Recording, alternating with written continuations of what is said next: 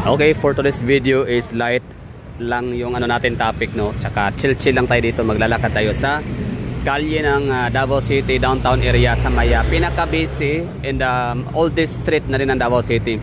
So ano nga ba yun? So ito, one of the busiest avenue or main thoroughfare ng Davao City. It's called Quirino Avenue.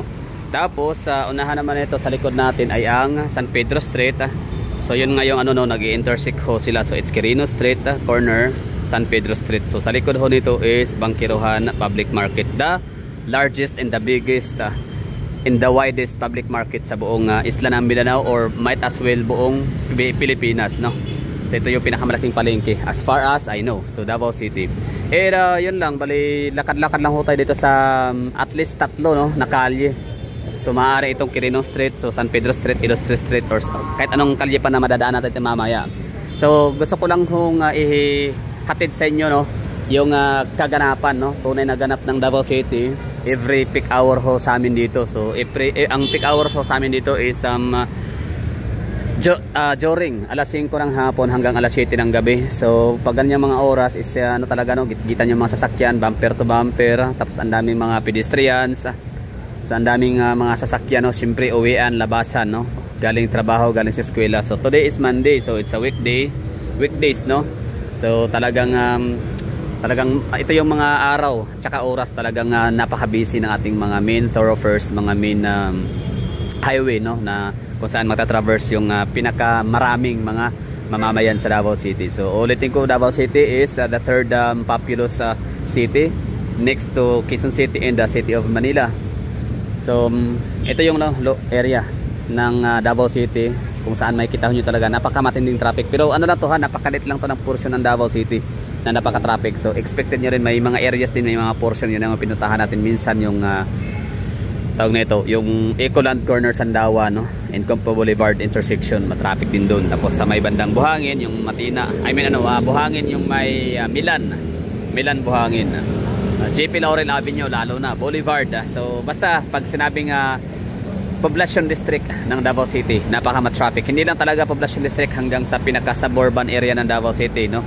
So ano yung mga suburban na tinutukoy ko, yun po yung Puan, Toril, sa may Mintal, papuntang Kalinan, papuntang Bunawan, Panakan, Jasmio, Marimar, yung area na yun, no. Talagang sobrang traffic kapag peak hour, and lalo na kapag weekdays, lalo na kung may mga occasion, no, yung mga rush hour, for example yung last minute sa Pasko at saka sa New Year. So good luck na lang talaga.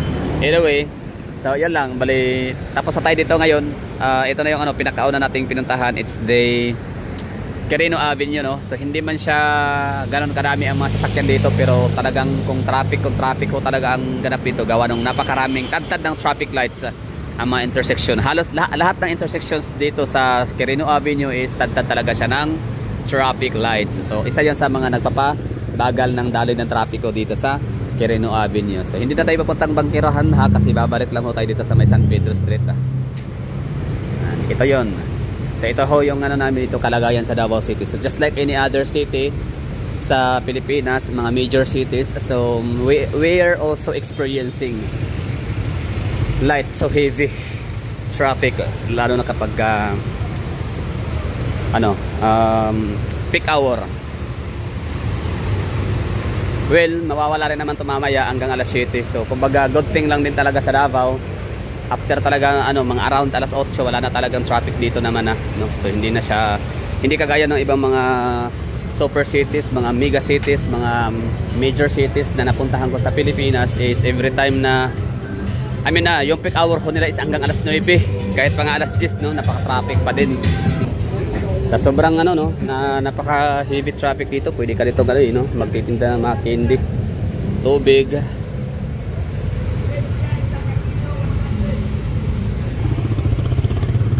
So itong San Pedro Street, mahaba, no. Mahaba tong kalye na to, kasi meron pa silang San Pedro extension doon, no, pinakadulo papuntang Father Silga Corner. And pag dito naman na area papuntang naman dagat. So tagos naman to hanggang sa Trading Boulevard sa may Barangay Bukana, itong San Pedro Street, no. Kaya tinawag siyang San Pedro extension na naman, papuntang dagat naman sila, Bukana. Diba? So napaka busy traffic dito sa area na to kapag gantong oras. Pero syempre, hindi naman din talaga to din maglalasta up to 8 PM hanggang 9 PM, no. Yan nga, as I've said, unlike sa ibang mga major cities sa Pilipinas, maabot talaga yung matinding traffic nila hanggang alas 10 ng gabi, alas 9. So grabe yung parusa, no. So samantalang dito 5, 6, 7, so 2 hours lang, no, magre-range yung traffic congestion ho natin dito.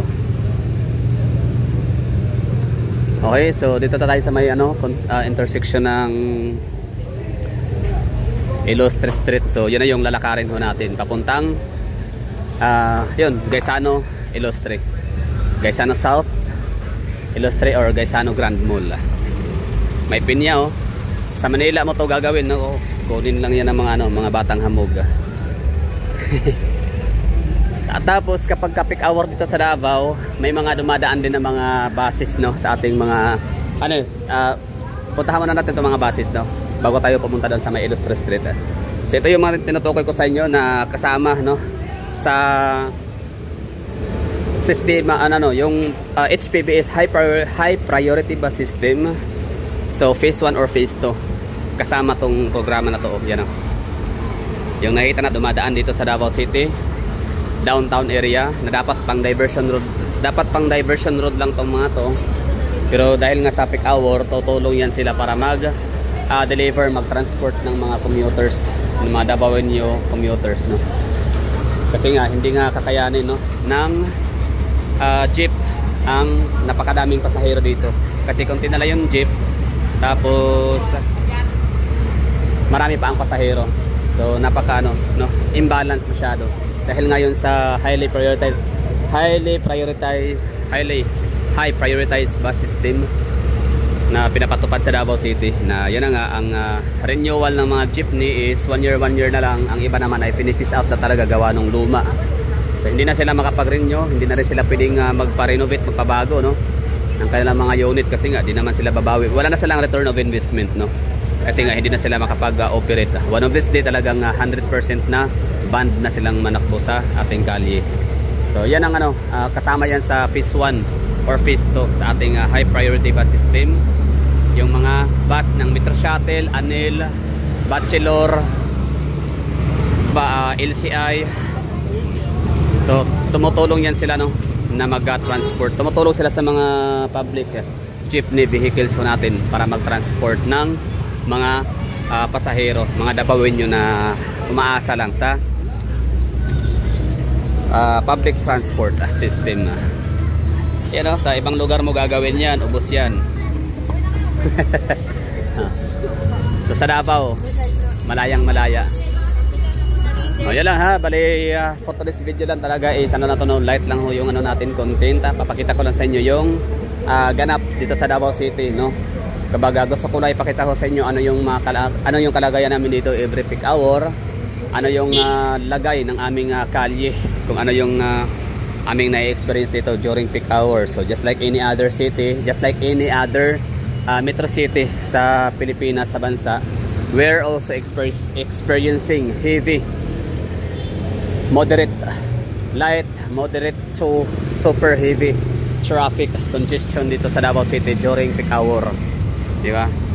Kaya nga kung kayo ay matagal nang nakaalis ng Davao City, or matagal tayo hindi pa nakabalik ng Davao City, tapos the moment na kayo ay makakapanood ng mga vlog, or kayo talaga yung mismong makapunta sa Davao City, makapamasyal, tapos makikita nyo itong mga gatong buses. So syempre baka magtataka kayo na paano to nagkaroon ng bus dito, hindi naman talaga to intended para sa mga buses, no, na daanan. So yan po ay ginaganap lang, no, nangyayari lang ho itong mga bus na dumadaan dito every peak hour lang ho talaga. Ayan, meron pa sa unahan, no. So ito kanina ANIL na original na bus, tapos Metro Shuttle bus naman na ANIL ang nakalagay, which is ang Metro Shuttle bus and ANIL is isa lang mayari, ha, yung OY. Ibig sabihin yung ANIL ng Kalinan Bus Company is nabili ng OY family, diba? ANIL, Metro Shuttle, tapos yun Bachelor, tapos ito naman ay anong bus kaya ito? Ito yung nakita ko natin dito, San Pedro Street. Okay, Golden Valley. So yung Golden Valley, yan po yung biyahe yan sila madalas natin makikita sa papuntang Davao de Oro area and Davao del Norte. Okay na tayo dito. So after natin dito sa may main road ng San Pedro Street, punta na tayo ng Ilostre nang makapasyal na tayo sa Gaisano Mall of Gaisano Ilostre or Gaisano Grand Mall. So dito pala sa Davao City, downtown area from the heart of the city. So pag sinabi kong heart of the city, ang tinutukoy ko hunod is yung City Hall. Located yung City Hall. Itong San Pedro Street, Magallanes Street, Ilostre Street, Ponciano, CM Recto, Rojas Avenue, Boulevard, Oyangurin, or Ramon Magsaysay. Parehas lang yan sila. And ano pa, ayun yun, yung mga nabanggit ko na yun. So heart of the city. Bandang Bahada area naman, so parang hindi na sila hindi na sila talaga masasabing heart of the city kasi medyo distance na ho sila sa City Hall. So dito sa heart of the city, dito lang natin makikita yung apat na one-way street. So ano ba yung one-way street na apat na yun natin tinutukoy ko? So ito, pangalan natin, San Pedro Street. One-way lang ho to. Sa kabila naman na ito is yung Magallanes Street or Petchon. Doon sa kabila nito, kabilang lane or kabilang block. So one-way, so dalawa. Tapos dito naman sa Ponciano. So pangatlo, pas pang-apat is yung CM Recto. So yan po yung area kung saan strictly prohibited ang mag-counter. So one way lang ho talaga yung yung kalye na yon. Bawal sa lubungan. Kasi isa nga to sa pinaka-traffic kasi dito ngayon heart of the city. And ngayon ito na yung intersection ng Ilostre Street. Isasama ko lang kayo dito. Punta tayo ng Gaisano Grand Mall or also known as Gaisano South Ilostre. Diba? So yung vibrance ng kalye nitong Ilostre Street is nababawasan na kasi wala tayong makikitang maliban dito sa napakalumang gusali na to na wala nang makikitang ilaw, wala na rin to dito mga gusali ng arcade, yung mga establishments dinimolish na ho sila. No more arcade. So nababawasan na yung vibrance ng lugar. Pero syempre temporary lang ho yan. Kagawa nung yung condominium, itatayo naman yan na like magsuspan yan ng 2 to 3 to 4 years depende sa contractor, depende sa developer, and depende sa kanilang pagpapahalaga sa oras. Kasi kung sa mga Chinese kasi time is gold. So itong si Glenn Iskandor, hindi ko alam kung siya ba ay Chinese, pero hindi ko alam kung Chinese pa siya. Basta mga Chinese kapag gagawa talaga ng mga ng mga properties, kung mga establishments, time is gold talaga yan sa kanila. Diba? So ito na yun Ilostre Street. Itong Ilostre Street is one way din yata yung tama, one way. Tapos ang pagka-park ho dito hindi siya pwedeng sa lubungan. So pa one way, pag ganito talaga diretso. Hindi pwedeng pabaliktad. Okay, so one way itong area na to dito, one way. So doon sa unahan, hindi ako sigurado kung one way ba 'yun. Sa kabila. Tapos itong intersection na makikita ho natin ay Duterte Street.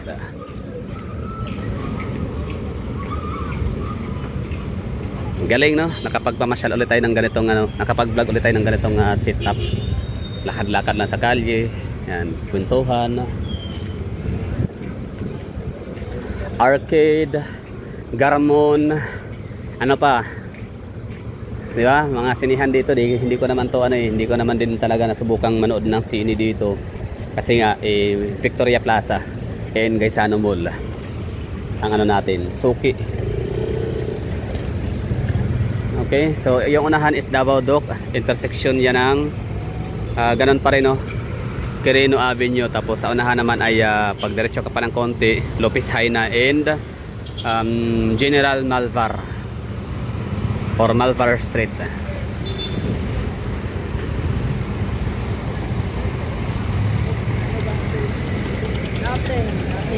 So one way to dito confirmed. dito naman sa kabila, parang ganun din yata, one way. Oo. So Ilustres, ibig sabihin 5, no? So madadagdagan natin yung kalye na one way street lang talaga siya. So it's Magallanes Street, San Pedro, Ilustre, CM Recto and Ponciano. Ito, one way din ba to? Okay, so area to dito one way din, no? Wala tayong nakikita sumasalubong. Tama, one way din to dito, pero maliit lang talaga siya na kalye, shortened lang ba, no? Very short lang yung distance. So mula doon sa pinakadulo, intersection sa May Pilayo, tapos yun. Siguro nasa mga lang, hindi umabot ng 1,000 meter. I mean, ibig sabihin 1 kilometer hindi umabot mula doon sa pinakadulo. So in short say, hindi siya masyadong big deal na one way, no? Pero yung San Pedro talaga, napaka big deal nun. Si Imrecto, Ponciano, tsaka yung Magallanes to, kasi mahaba-habang yun kalye, more than 1 kilometer distance.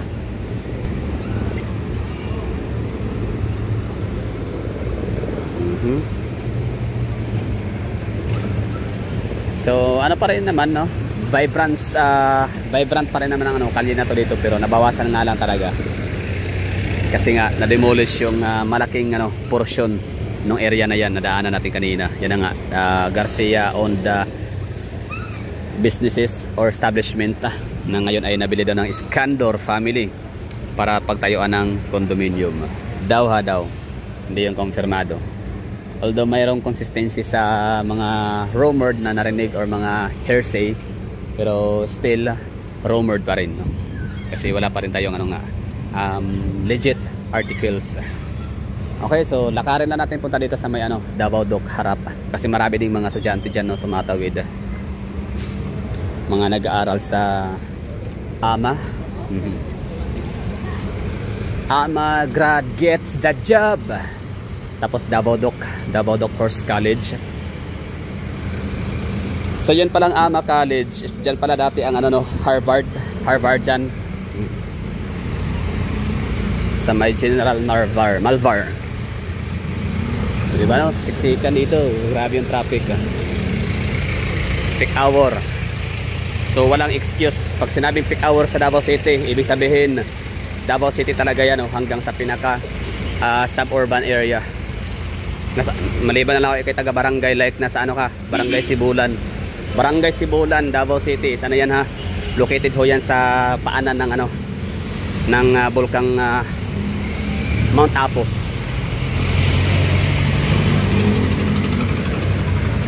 So ito Duterte Street. Ito si Duterte Street, maliit lang to na kalye. Sige, mga 1 kilometer, parang estimated ko talaga hindi siya umabot ng 1 kilometer.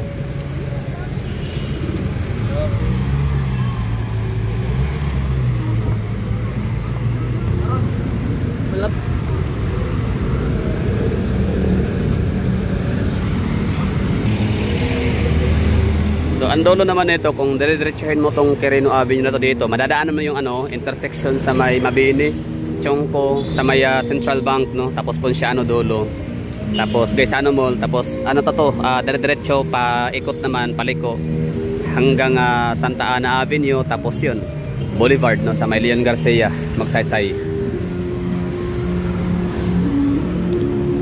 So ito yung tinutukoy ko sa inyo na Lopez High na Mount Apo, sorry. Mount Apo. Tapos doon sa unahan is yan yung General Malvar Avenue, kung saan located yung yun daw ang pinakamalaking iglesia ni Cristo dito sa Davao City na simbahan. Tapos syempre AMA College. Tapos tagos naman yan sa may wireless Father Selga. Yan, so Philcris, dalawang entrance, no, dito tsaka doon sa kabila, Ilustre and Quirino. Okay, balik na tayo dito. We're done. Okay, tingnan muna natin yung mga pedestrian kung gaano kadami. So dito sa Pilipinas, hindi na sa Davao City, wala talagang dito, wala sistema, no. Yung pagtatawid hindi sabay-sabay. Buti pa yung mga mga wild ducks. Pagtatawid ng kalsada yan, sabay-sabay talaga yan, kumpulan. Flux. So dito sa Davao wala pa, isa-isa kung tatawid, kaya isa rin yan sa rason, no, bakit ka nagkakaroon ng bakit tayo nagkakaroon ng heavy traffics and delays sa mga sasakyan natin dito sa Pilipinas. Kasi nga hindi tayo organized.